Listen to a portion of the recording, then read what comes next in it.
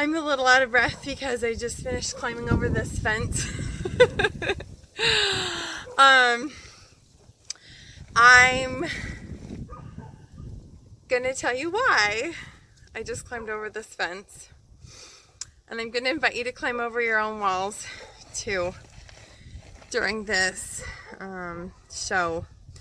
So last week was an intense challenge to lean into lust, and I've heard from a few of you about how that has gone, what that has looked like for you. It's been really like both ends of the extreme for me. Very rewarding, and then also very hard. I have so many triggers, so many triggers around all of it, around the feeling of lust as I described it in last show, and around touch and sex and intimacy in general. And this week provided a lot of opportunities for reflection for me, to see that I have made a lot of progress. I have made a lot of progress in my 10 years of marriage with my husband. And considering even all the ups and downs we've had. And it also exposed the gap to how far I think we still have to go. How far I think I still have to go in healing. So this fence today represents the walls that I have made, the walls that I've put up around myself.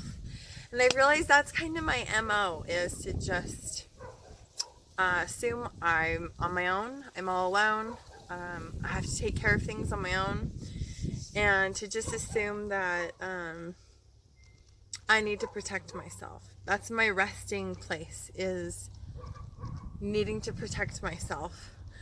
It is not natural for me to be free and uninhibited, and all the things I've talked about in this show, they don't come natural to me. It's a constant practice. And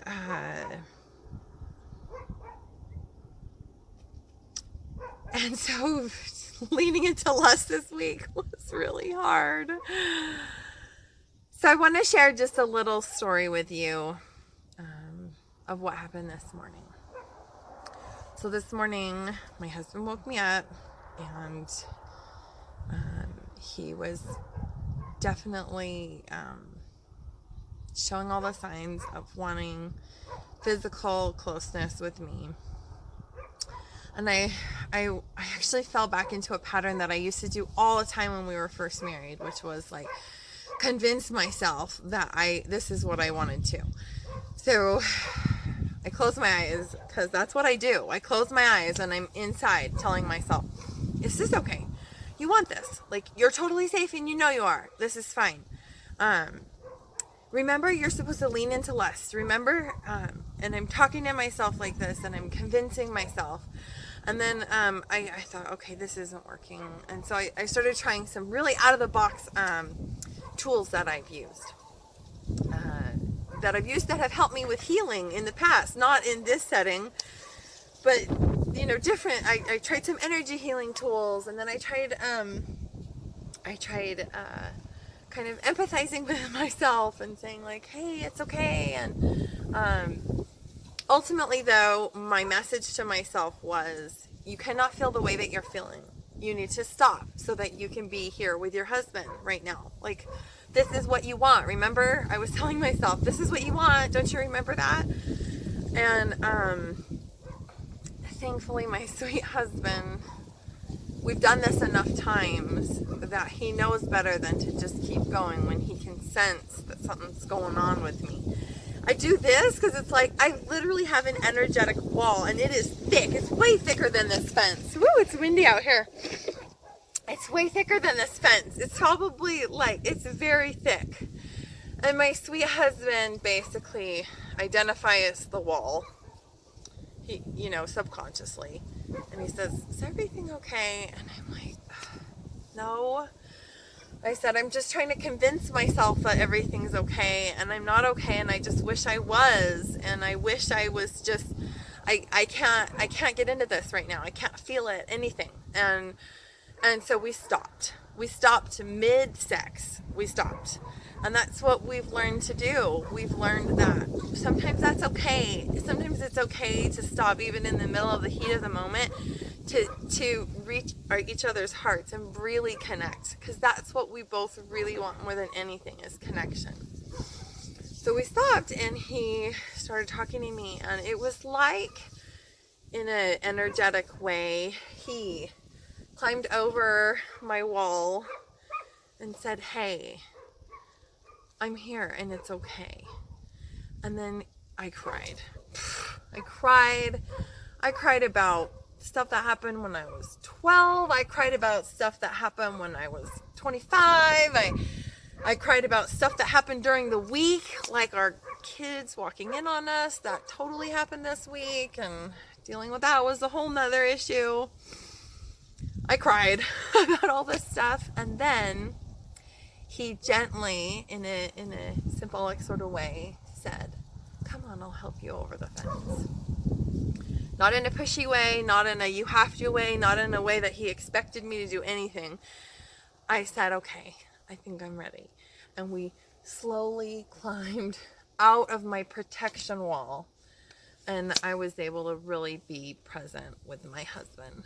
And why did I choose to do these videos, you guys? I hate talking about this. It's so hard for me. I could cry just saying that out loud. Like, the reason I decided to do these shows was because Jen said, hey, I have this opportunity and I would be personally helping you to create these shows. What do you think? Like, is this something you want to do to put yourself out there and to spread your message to more people in the world? And I said, yeah, sure. And then she's like, what are you going to do your shows on? And it was like this wrestle. I don't know. What do I want to do my shows on? And finally, the question that really hit me hard was, she said, if you had unlimited resources, what would you pay anything for to have this thing better in your life? What is this thing? What's the thing? And I was like, oh my gosh, it's sex. It's this. It's everything I've been talking about. It's accepting the fact that I'm a sensual being. It's accepting that I was made this way. It's also accepting all the trauma and all the triggers and all the crap and the different ways that I took those experiences and have now turned them into what they are in my present circumstances. And it was facing all of it, and not just facing it, but then being the person to talk to the world about it. And as I share that story, I feel a reconfirmation from my trusted source that this is what I needed to do, because I knew this would be the thing that would give me the growth that I needed. Doing these videos has helped me, maybe more than it's helped anyone else who's watched them. So, it's also exposed the gap, though, from where I am to where I want to be. And I am generally on the inside of a great big wall, and I'm very comfortable there. I get a lot done there. I'm very capable of doing crap on my own. I'm used to being alone. I'm used to just doing stuff by the sweat of my brow and my sheer grit. And I don't need people in that place, and I don't want people in that place, and I don't need to be soft and any of that stuff. But even though it's comfortable, it's really not very joyful on the inside of this wall. And so that's why I'm doing this, is because I want to actually bust the friggin' thing down. But for now, I'm okay with just climbing out and unfortunately climbing back in again. because this is where I feel safe.